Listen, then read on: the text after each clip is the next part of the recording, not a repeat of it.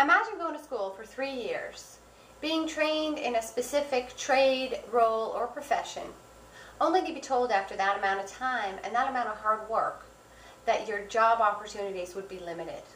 In fact, there would be almost no opportunities for you. What does one do when faced with such adversity? Let me introduce you to Pauline Stillman, who, yes, ladies and gentlemen, had faced the same adversity when she graduated as a registered nurse in her home country of Canada. What did she do? She decided to grab the bull by its horns and move to the United States to pursue her nursing career. She probably didn't realize the benefit she was making to society and to the nursing profession when she fulfilled that need for nurses. She became a U.S. citizen and continued on in her education. Let me begin by telling you a little bit about how Pauline came to be here. Many of you may or may not be aware of the national shortage of nurses, especially 10 to 15 years ago.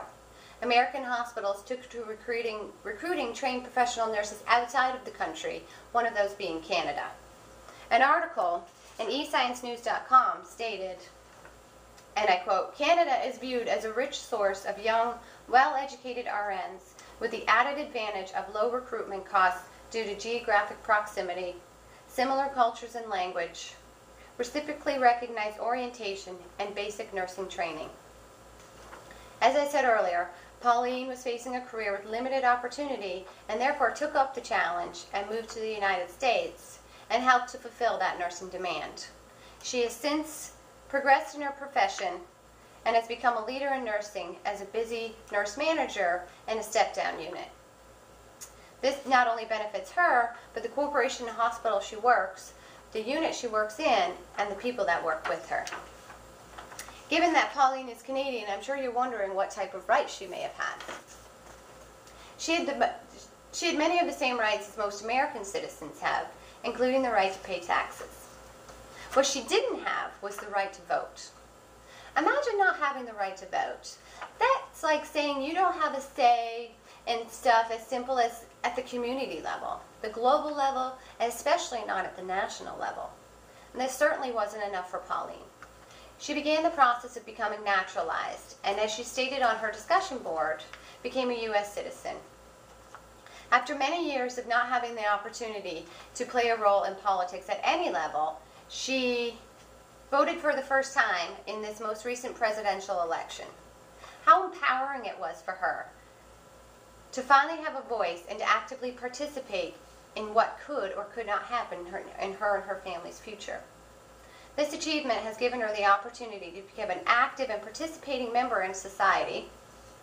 It has opened doors for her to be able to vote on healthcare legislation and participate in processes that affect the nursing profession at a government level. Pauline is a firm believer in enhancing one's career through goals and achievement. Over the years, she has climbed the professional ladder, starting as a staff nurse to supervisor, and now supervisor to nurse manager. As with any profession, in order to succeed up the chain of command, you must continue on in your education. And that is exactly what Pauline is doing.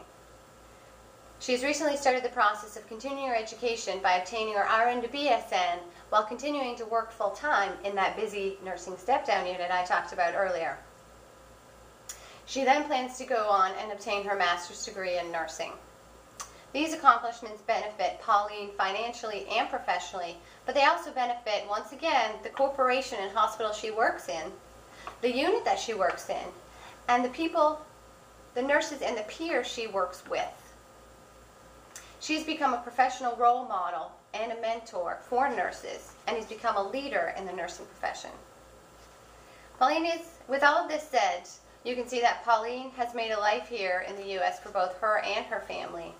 Her dedication to the nursing profession can be observed through all of her accomplishments in her current managerial role and in her efforts to continue on in her education.